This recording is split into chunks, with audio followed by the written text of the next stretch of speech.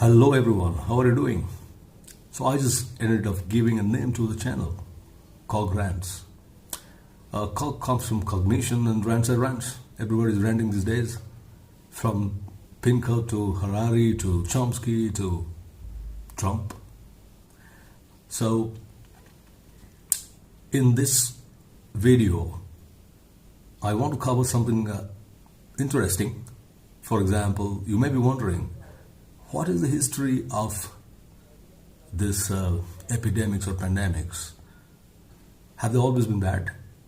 Or have people done something better because of those things? So I cover in this video a couple of important issues that you will find interesting. The Athenian plague and then the Great Plague of Europe that totally ravaged Europe. And then the Renaissance, Enlightenment, the evolution of our new rational selves, the modern world. Plague was behind it. Can something of that type happen after coronavirus is over? A lot of people are commenting and writing on these kind of things these days. They're going back to history. So I cover a few things. The history of Athenian plague, then the Renaissance and the Middle Ages, and later on some rants on what we see around now, and finally the creative surge that one can see or we saw after these periods are over. A lot of people have achieved greatness, taking advantage of pandemics. So if you want to know, then please watch out the video till the end. And I'm not going to give you like the usual 10 tips how to reach God or how to use the dishwasher well. These rants are for encouraging debates and seeing things with a bit of different slice.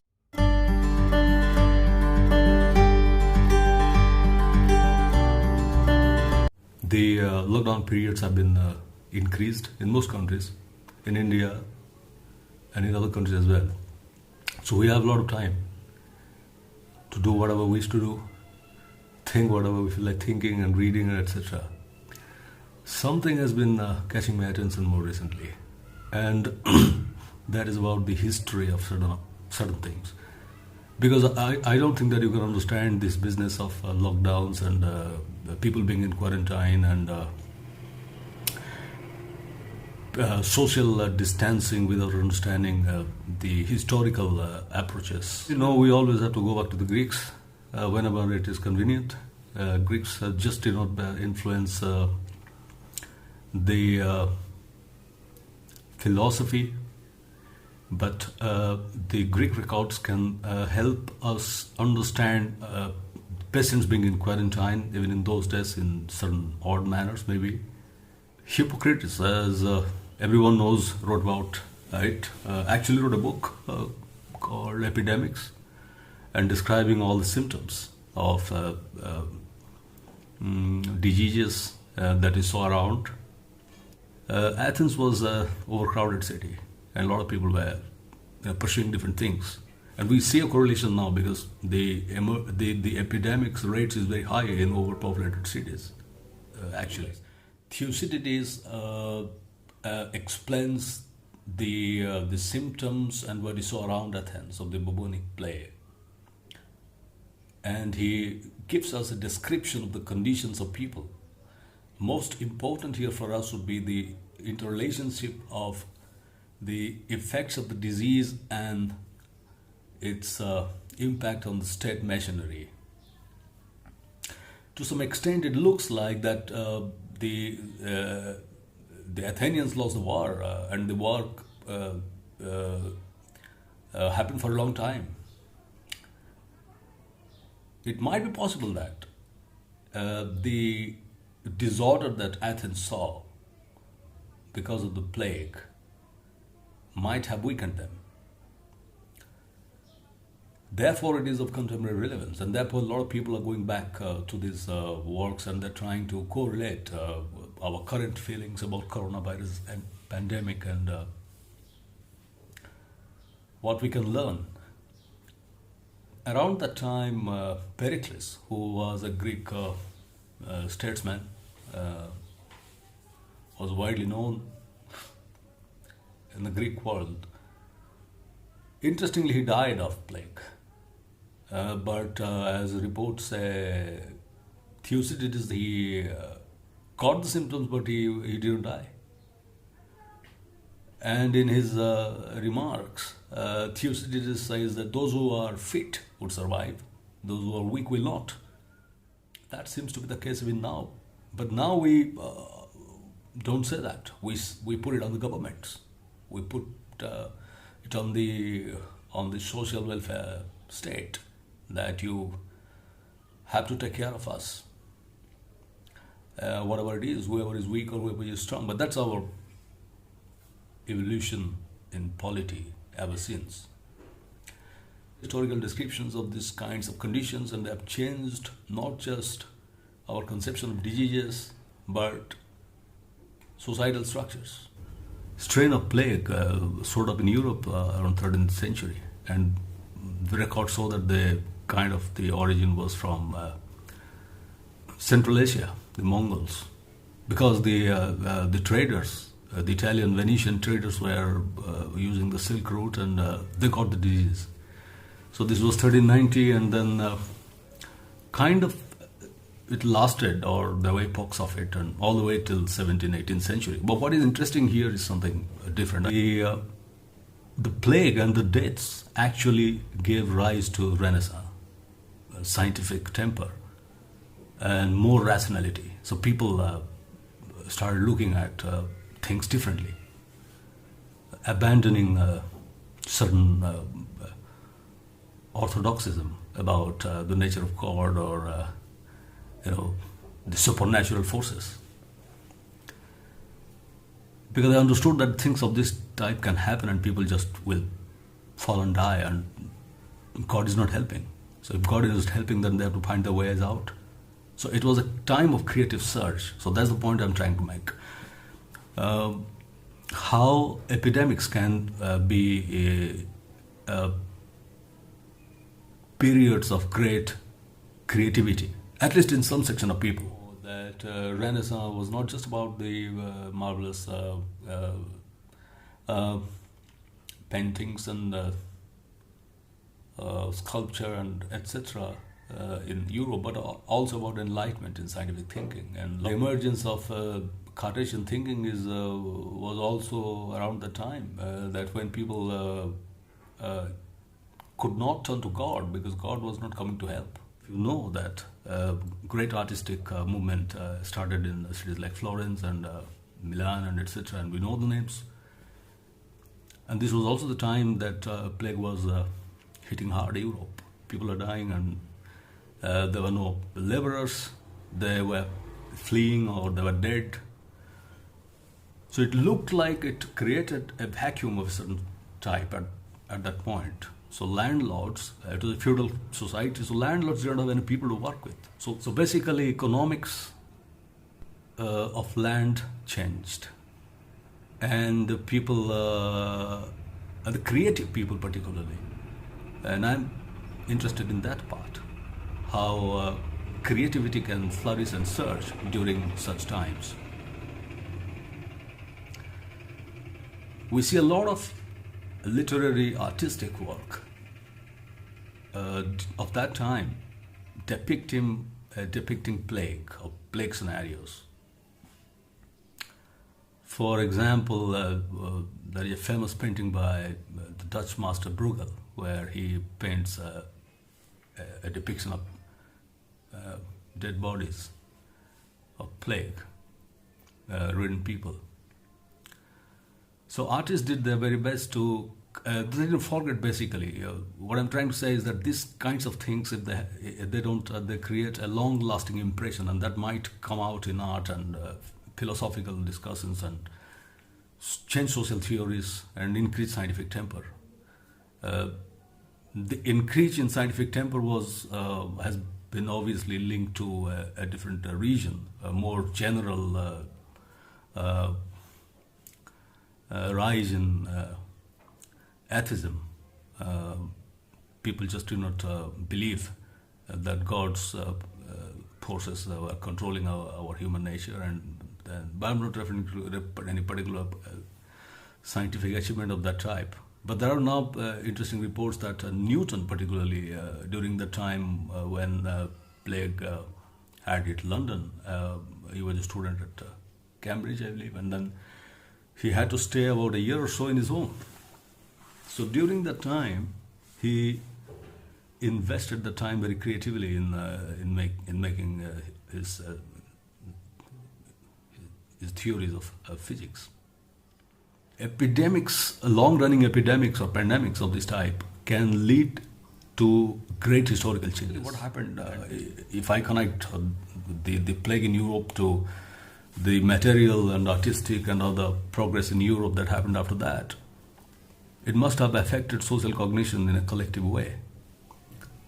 So, similarly, what we are noticing now will change a lot of things, because a lot of things that we believed in and they don't work now, and that would lead to more progress in scientific thinking or art. So I'm quite sure that people would start writing again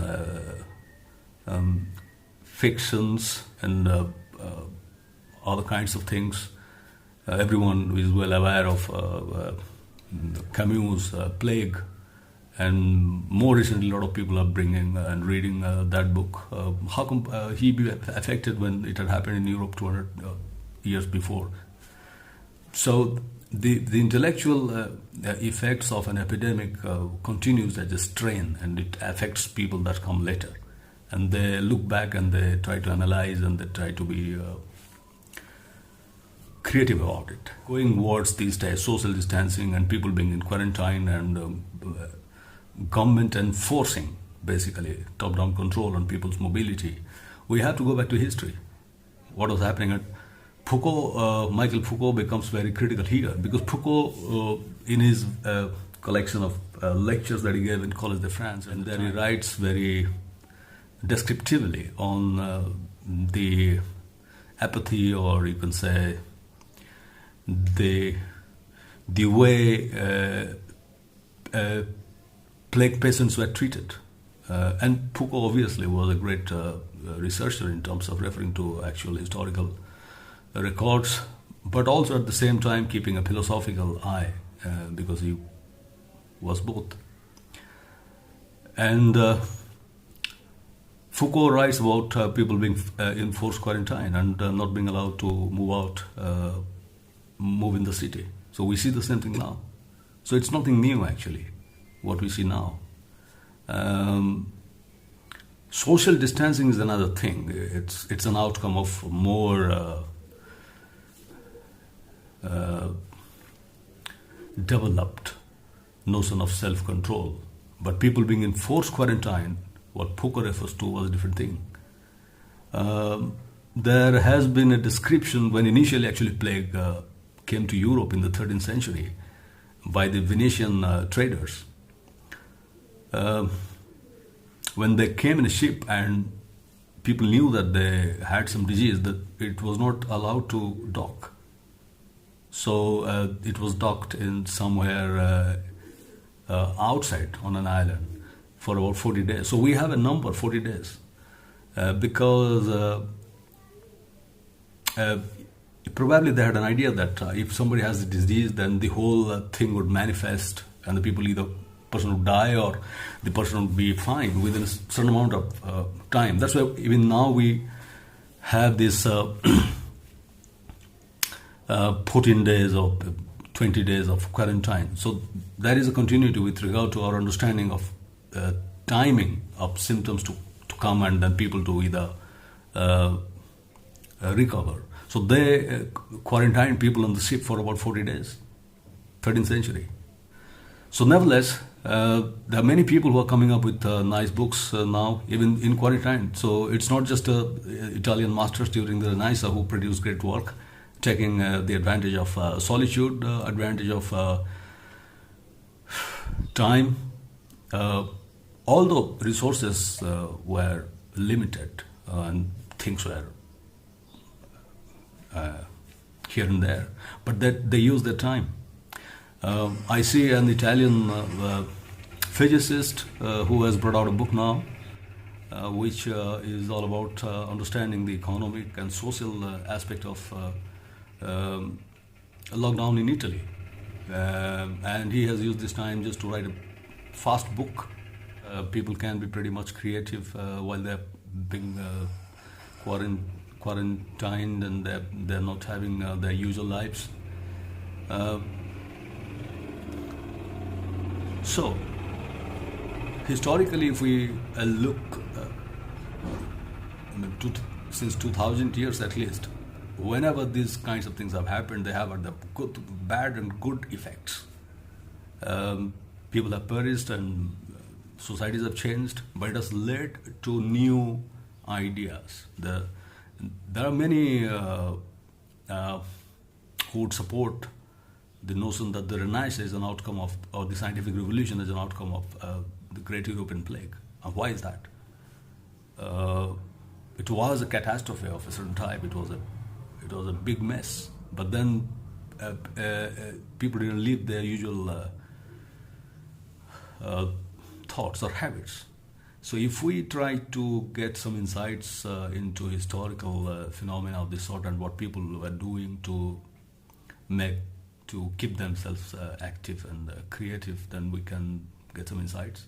My personal interest is also here because I edit a journal called Cultural Cognitive Science. And Cultural Cognitive Science is about understanding minds in cultures. And history is very important. So if this continues and kind of changes our habits, the way we will create cultures tomorrow, or science or arts or other kinds of things, then it obviously becomes an academic issue. So the message is simple, that we have to go back to history. We just can't shout that governments are curbing our freedom and they have no idea what they're doing, and I just can't move out of my house, and etc. Because this always have been the case. But we have to look at the bright side of pandemics, where that can trigger very interesting motives in a lot of people. And who knows? There will be some remarkable sensational ideas coming out that would change. Well, of course, we cannot compare ourselves to the Greeks or the Romans. We will live in a very modern, digitized, connected world. But innovations on that would happen tomorrow based on our experiences now. So there is this conceptual link between the Athenian plague or the European plague,